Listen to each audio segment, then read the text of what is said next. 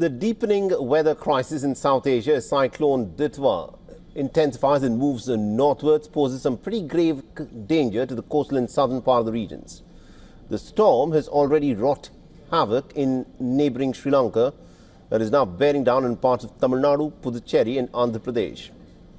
In Sri Lanka, relentless rainfall and destructive landslides triggered by Cyclone Ditwah have unleashed some pretty tragic consequences.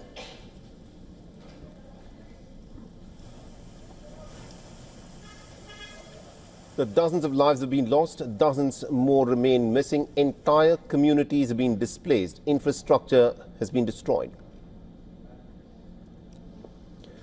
Homes have been washed away and roads rendered impassable. The devastation is pretty profound and relief efforts are currently underway. The scale of the destruction is still being assessed. The human cost and suffering happen to be immense.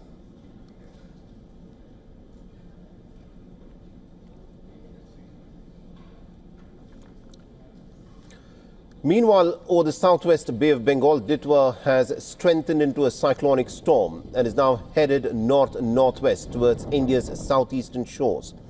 According to the weather authority, the storm is in fact expected to reach the coast near northern Tamil Nadu, Puducherry and also southern Andhra Pradesh by the morning of the 30th of November.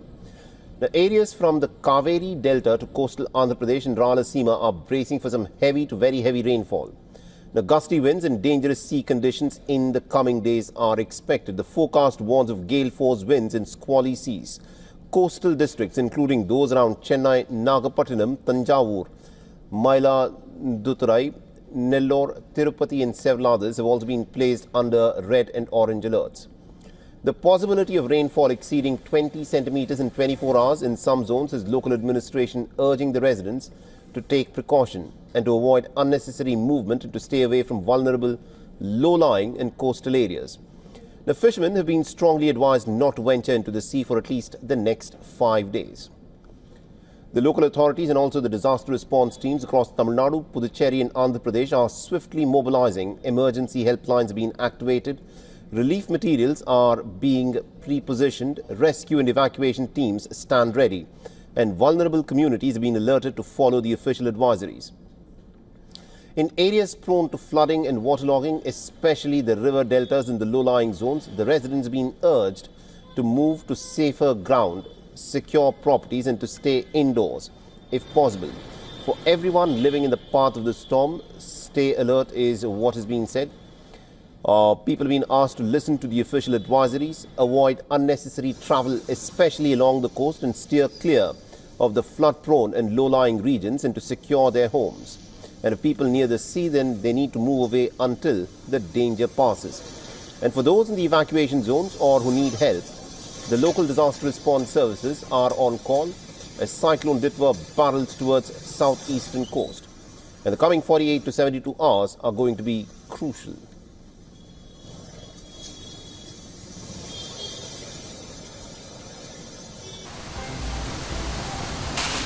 One planet, one mission, one platform, one step towards sustainability, one destination. Join us on Mission Sustainability 2025 Season 3. No action, not an option. December 2nd, 2025, New Delhi.